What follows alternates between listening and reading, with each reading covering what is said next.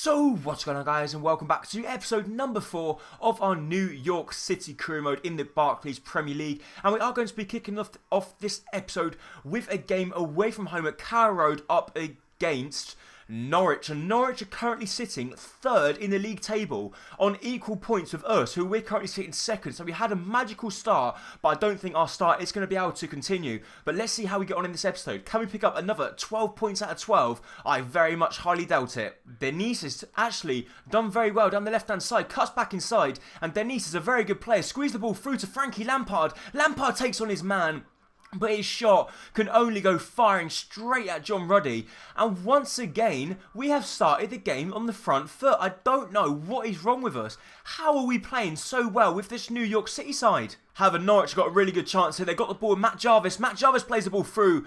And Saunders, once again, putting his body on the line and getting hit in the stomach, but it doesn't matter because it's a wonderful save. Vargas has turned his man here. Vargas got plenty of place, cuts back inside past Pinto. He's going to go for the near post, and Vargas has scored a wonderful goal for us just before the half-an-hour mark.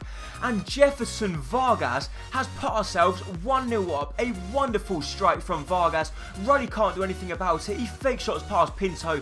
Pinto can't do anything. He tries to get back, but then Vargas takes him for a ride with the fake shot and then cuts back inside. And a powerful blast into the top-hand corner denies Ruddy from keeping a clean sheet in this game. A good ball through to Diskerud here. Diskerud might not be able to have the pace to cut back inside, but squeezing the ball through to Vargas. Vargas goes to goal. It goes back to David Villa. And David Villa, you had your chance. I would have thought a player of his quality would have hit the back of the net from there. But it was a wonderful block from Bassong. Gets a really solid block on it, and it goes out wide. But we've got a chance here. Pirlo's going to play the ball back to David Villa. Villa, we do know, can strike it from range. He's got it on his right-hand side, but it's a wonderful shot and a wonderful save from Ruddy. And let me know in the comments section down below, do you think I should sell David Villa in the January transfer window and bring in a younger, maybe less rated, but a younger and higher rated potential player than David Villa? Let me know in the comments section down below, as I would really appreciate your opinion, because to be honest, David Villa hasn't had that big of an impact with us, and even though he's 81 rated, he's currently 33 years of age, and if we are going to sell him, we're going to have to sell him quite soon. A good ball through to Pirlo. Pirlo strikes it first time, and John Ruddy has to tip that one over the bar. He couldn't take any chances. And to be honest, we've completely dominated the game. A good ball inside to Denise, and Ruddy once again, a wonderful save. Vargas wins the ball back for us. We play the ball to Lampard. Lampard through to Villa. Villa's taken on his man, squeezing the ball through to Denise. Denise strikes it, and Denise has scored a goal which puts ourselves 2 goals to the good away from home at Carrow Road.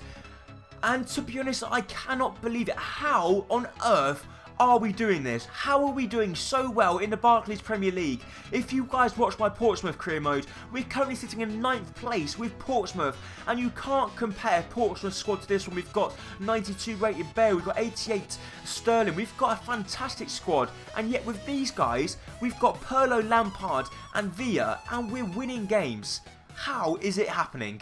A lovely ball through to Naki Wells. Naki Wells gets there before Pinto. He goes for goal, and that's twice now. Naki Wells have had a good chance. He's had one in this game. He had one in the previous game. And Naki Wells has got to be doing a lot better in them sort of situations. We splashed out quite a bit of cash on him, and I was hoping he would be banging in goals a lot better than what he has been doing. And Norwich get themselves a consolation goal. Saunders, if he'd stayed still, he would have saved that, but Mbakani scores the goal for him. And I don't know what Norwich are celebrating about, because they played awful in this game, but Saunders, stay still and you've saved it. Why are you going to ground? But thankfully for us, that late goal does not mean anything, because we managed to pick up all 3 points and a 2-1 victory. Denise is my man of the match. He scored a goal and he played fantastic in that game. He nearly got another one as well. But to be honest, I don't believe it. We are currently sitting second in the league table, and depending on how Manchester City done, we would be sitting in first now. Actually, we're sitting in second place on equal points with Manchester United, and we've got a 2-point gap over Arsenal and a 3-point gap over both Norwich and Chelsea. This is incredible. And even better news now, as Vargas has now hit a 69 rating. He played fantastic in that previous game as well, as he did score a good goal for us. So we've now got the next game of the episode, which is going to be at the Yankee Stadium up against Sunderland. So Sunderland aren't actually doing that well in the league. So we've just beaten Norwich, who are right at the very top. If we can go ahead and beat Sunderland, it could be a astronomical result for us, and we can put the pressure on Manchester United, because if they slip up, we will go top of the Barclays Premier League table. How long is this possibly going to last for? Adam Johnson plays the ball through to Khazri. Khazri goes for goal. And Saunders, come on man, you've had a fantastic start to the season. But if you're going to be putting in or letting in goals like that, we're not going to be staying at the top for very long whatsoever, because that should be a simple save right at your near post. It wasn't that powerful a shot. It's from a very tight angle, and you've got to be keeping that one out. Come on, man, you've got to be doing better than that. However, Frank Lampard plays the ball through to Jefferson Vargas, and we've got a chance to get ourselves back on level terms. And we've hit the underside of the crossbar. We come so close to getting ourselves straight back on level terms. As soon as we went 1-0 down, we had a lovely chance. Frank Lampard squeezing it through. Inch perfect ball through to Vargas. And Vargas done everything right. He kept his shot on target. He put it in a dangerous position. But even though Vito Mannone was beaten, the crossbar wasn't. And it come ricocheting off the crossbar. And Sunderland can relieve a sigh of relief. We squeeze a lovely ball through to Denise. Denise is through. Denise strikes it. Vito Mannone saves it. It goes up in the air. We're trying to get that vital touch to push the ball over the line. And Vito Mannone has kept his side in it there, because Denise's shot was very powerful and it nearly found its way into the back of the net. But Diskerud plays the ball through to David Villa. Villa goes for the strike, and Mannone once again with a good save. So it just wasn't to be. We ended up losing the game. A little bit disappointing result for us there, as we did lose the game 1-0 at home against Sunderland. We did play better than them. They had a lot better possession, don't get me wrong. But also, let me know in the comment section down below, is that our first loss? Like I said, I'm not 100% sure. Is that our first loss in the Barclays Premier League season? So we are going to have some more player training here. Can any one of our players go up? Yes, they can. Mukiele has now gone up to a 66 rating. However, we are going to now move into the third and final game of the episode, which is going to be at the Yankee Stadium up against Cambridge United. So we have got our second team line out. So we've got Naki Wells leading the line. They've got Poku on the left. We've got Jamieson on the right. Then we've got Gonzalez at cam. And then we've got two CDMs of Bentancur and Jung. And then we've got a backline of Allen, White, Declan, John and Matarrita. And in goal, Saunders will stay in goal. So I don't think we're going to have that much of a better side than Cambridge, because Cambridge won't have that good a side either. So I think it's going to be quite equal in the pretty much ratings, but it's going to be who plays the overall better football.